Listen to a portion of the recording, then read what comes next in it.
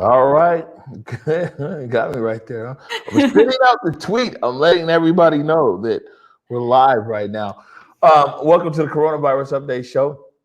My name is Omari Salisbury. I'm joined, as usual, by producer extraordinaire, Nikki Barron. How are you? I'm doing good. I really enjoyed that beautiful sunshine today. Eric and I got to get out a little bit and enjoy it. So yeah, it was a nice day. I've been stuck in the studio since you got your hair cut. You got to walk to the barber shop and back. He's 1 block away. It sounded like you guys was really enjoying the sunshine. We were literally just standing in a beam of light, like looking up, just like ah. Beam of light, huh? Yeah, I came home and my roommate was wearing like a hoodie and a big coat and like fully like completely covered, like sunglasses, but was like sitting in a chair in the sun reading a book. And I was like, that's how you know you're like from the Northwest, because like first sunny day, doesn't matter how cold it is, you're just gonna be. we need to go and be out in that sun, man. Yeah. Lots of news, especially locally here around COVID-19, coronavirus. What do you got in store for us today? Yeah, we're going to be talking about the new mass vaccination site at Lumen Field. We're talking about the vaccinations that are going to be happening this week. I think actually starting on the 8th through the weekend in Rainier Beach.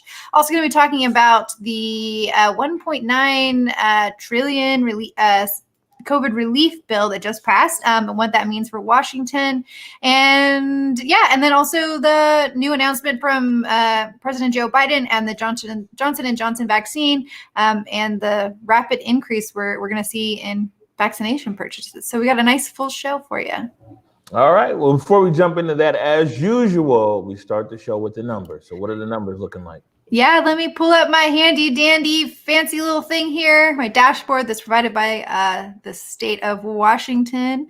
And so we had another 1,400 coronavirus cases reported and 30 deaths have been reported in Washington, bringing the total number of diagnoses to 347,131, including 5,100 deaths.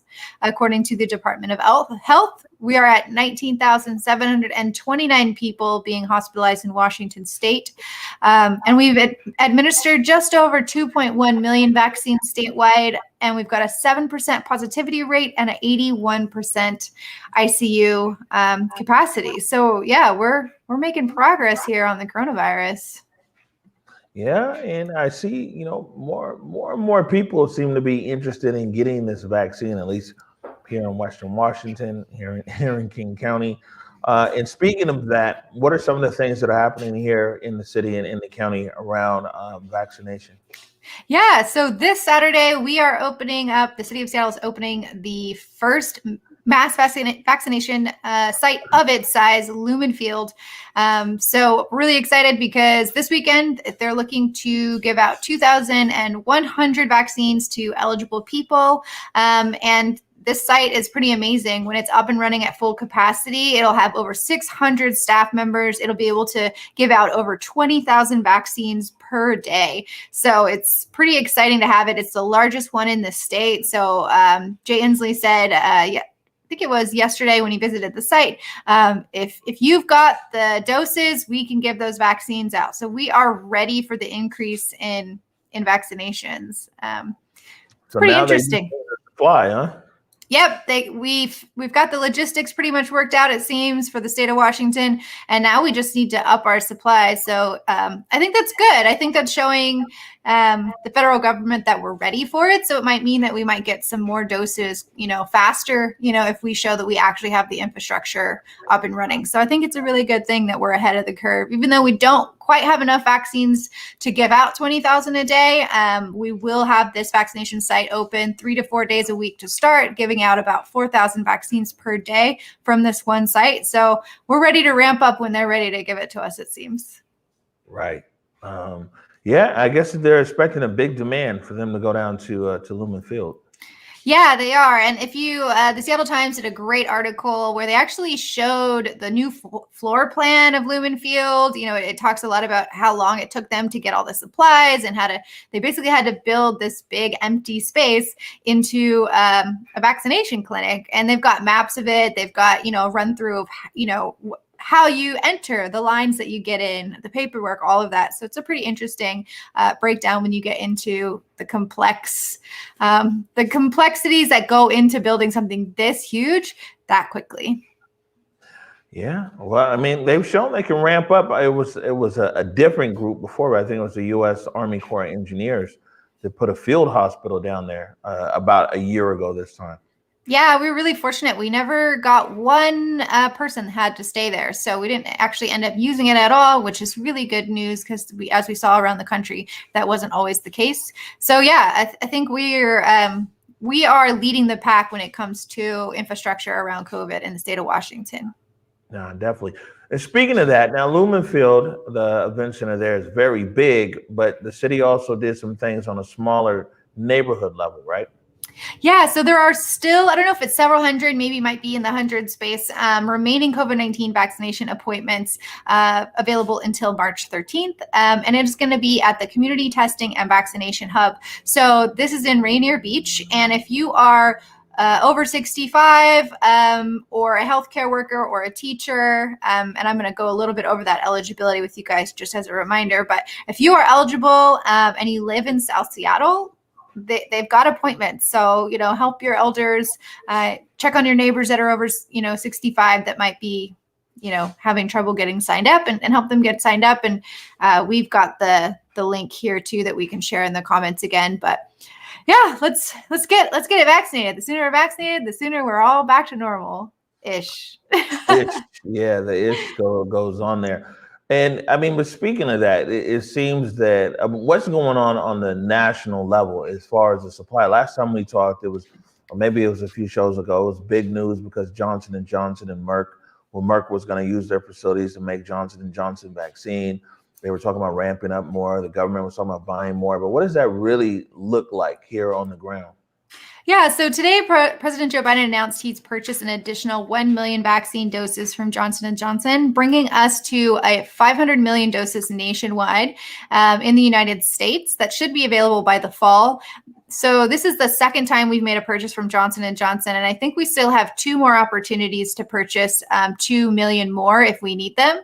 But I don't know that we will because there's about 350 million Americans, right? I think that is 350 Americans. So we've got 500 million. So we should be good, hopefully. But yeah, we should have that first 100 million ready to get people in the arm by June 2021. So they're expecting a really fast increase in vaccinations. And President Joe Biden has said that his goal is to get everybody vaccinated by the end of the summer. So it seems like we might get there. And speaking of Joe Biden and speaking of the national story, 1.9 trillion stimulus, supposed to be COVID relief package. What's this all about? Where's it at? And is there really like COVID money in it? A lot of times these bills, there's a lot of other stuff that's in there, but what's in there that's really going to help people around the COVID issue? Yeah, so Congress has officially approved the largest economic rescue package in history. So the American Rescue Plan is providing up to $1,400 in direct payments to most adults.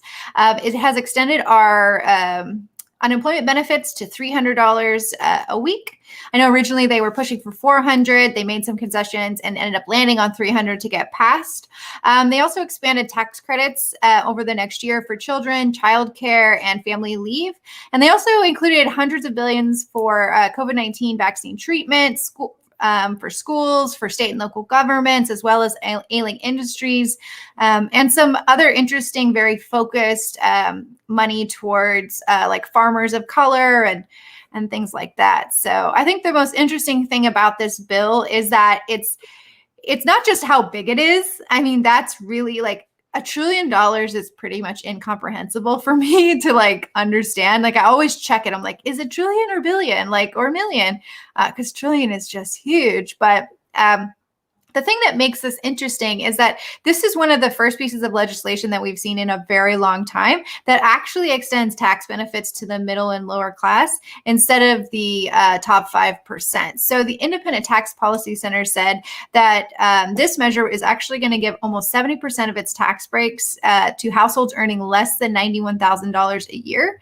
And in contrast, during the Trump administration, the tax bill gave nearly half of its 2018 reductions to the top 5%. So people earning over $300,000. So we're actually seeing that these tax cuts are for the people that, really could use it the most. Yeah. Wow. Yeah. Locally, Washington is set to get $1.9 billion for K through 12, as well as $655 million for higher education, $635 million for childcare, and $7.1 billion for local, county, and state governments that will be distributed throughout Washington state. So we've got some of that money is coming here. All right. We'll see what they do with it. Anything else for us today?